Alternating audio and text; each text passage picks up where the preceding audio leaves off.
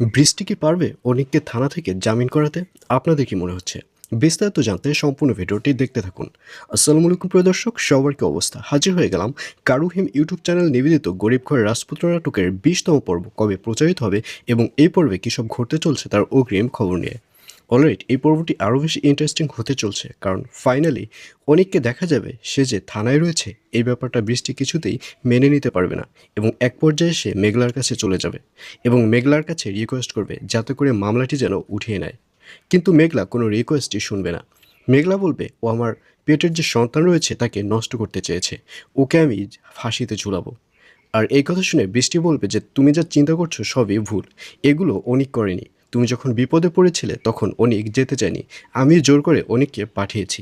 তুমি দয়া করে মামলাটি উঠিয়ে নাও। কিন্তু মেঘলাকে দেখা যাবে সে কোনো মামলাই উঠাবে না।